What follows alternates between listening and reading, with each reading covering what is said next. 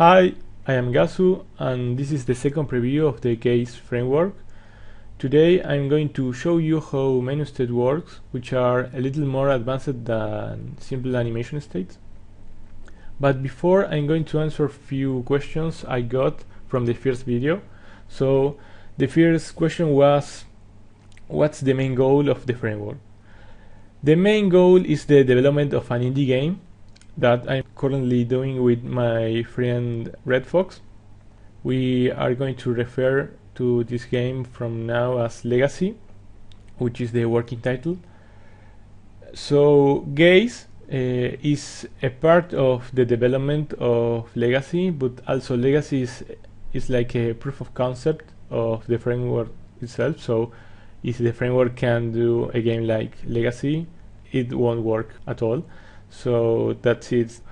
So the next question was, in what technology was the Gaze framework done? It's done in Flex and compiled for Air. The main output of the framework is an XML file, which is or can be compiled with the player, which is an interpreter from that XML file to Swig files, exe, APK, Swift, or iOS. So let's going to see how MenuStates works. So let's open the demo game.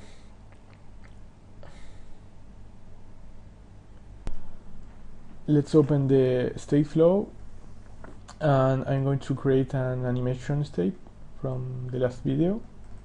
Going to the detail view, I'm going to pick a resource, the background music. I'm going to enter this by hand and set a little background color. So no background music, no skip mode. Let's go to change the label of this state, and let's take a little snapshot.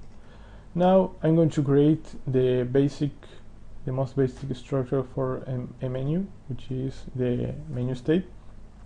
As you can see, the icon view from the menu state is pretty much the same from an animation state. It has input node, the preview, the label, and the output node. Obviously it's more complicated than that. If I double click the menu, I can see the basic properties that I can change. For example, the background, the frame rate, the resource, the offset, the background music. These ones are the same from an animation, but here's the difference. I have a menu label, which is the first animation from that menu that it's going to play from its first frame to its last, and then the menu is going to stop.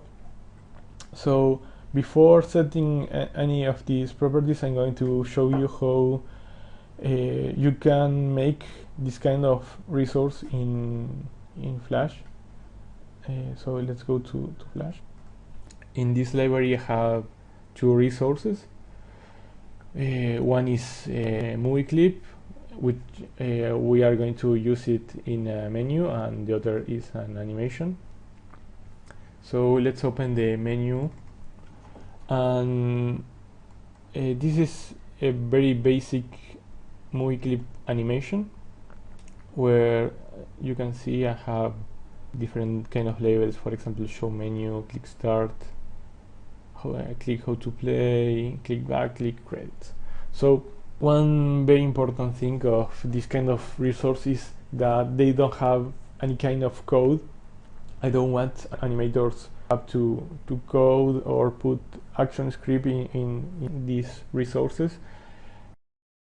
So have to set a main label. This is a label that will reproduce from its first frame to its last.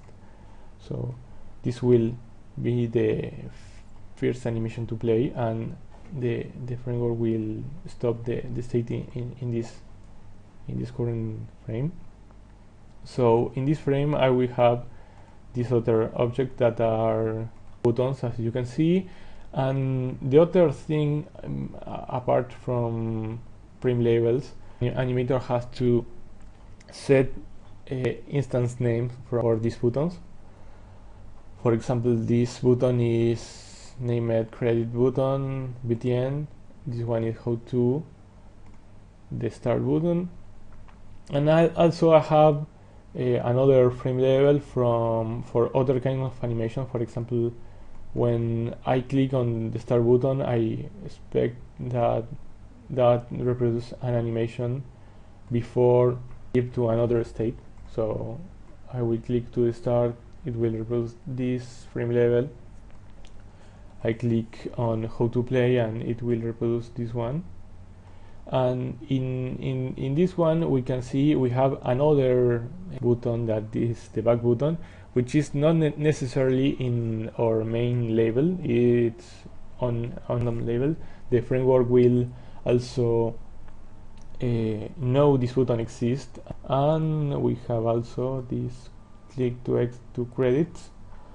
So let's going back to see how these are set by the framework. So I'm going to select the menu and let's center this. This is okay. I'm going to take a snapshot and select a background music. And as you can see, in the moment I choose the resource, the framework scan every frame from this menu and retrieve 4 buttons. So I can see the ID, for example, the credit button, start button, how to button, and the back button, even then the back button is in a deeper frame. So the first thing I'm going to do is to pick the menu label that is show menu, and let's going to preview this. Let's going to run the code and we can see the logo and we are in the menu. So the framework did reproduce the show menu label and we can see the current buttons here, and I can click them. They won't do anything. I can do mouse over and they won't play any kind of sound. So let's close this. If I click in this expand button, now I can see some basic properties that I can set for this button. For example, the action, the exit label, the click sound, and the over sound. These ones are pretty obvious, and because let's go into to set a random sound. So let's going to open this action and we can see very kind of different actions. For example, go to state, go to and stop. This one is one of my custom actions that is go to play and stop. This reproduce a label and then stop in the last frame. Go to previous state and go to play. So if I pick, for example, go to state, in the moment I choose this action, a little node appears in the credit buttons, and now I can drag this node and connect it to another kind of state. For example, the case logo, and I can choose a label that I want to play before this action takes place. For example, click credits. Let's go into try this, and it's the logo. So I can hear now the button has an over sound and a click sound, and in the moment I click on this button, it will reproduce the click credits animation and it will go to the guest logo state, and it's playing and we are on this state.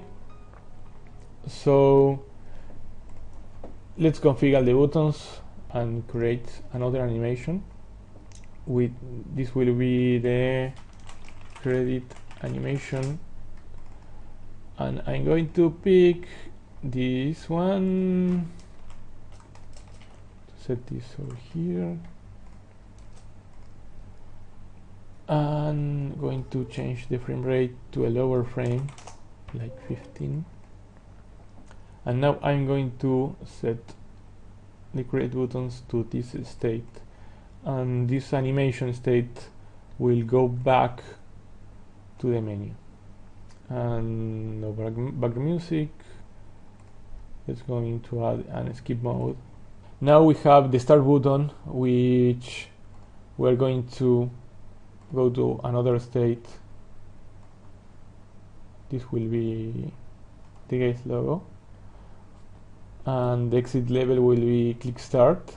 So the how-to button will do a very different thing. It won't jump to another state, but it will show an animation inside this menu. As you can remember, let's go to Flash for a second. The click how to play has a frame level and has this animation. For this kind of behavior, I have the action go to play and stop. It will play this frame level and stop in this last frame.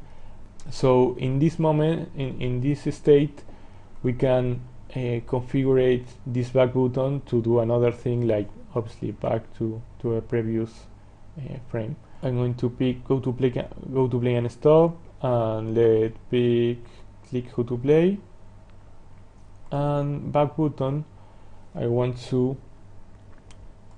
go to play and stop, click back, and let's going to try this. 15. Okay. Snap. Okay. So let's going to try the menu now fully configured. So if I click on the how to play, I'm going to I am in the same state but in another frame, and if I click on back, I will go to the same state in another frame, reproducing a previously set animation.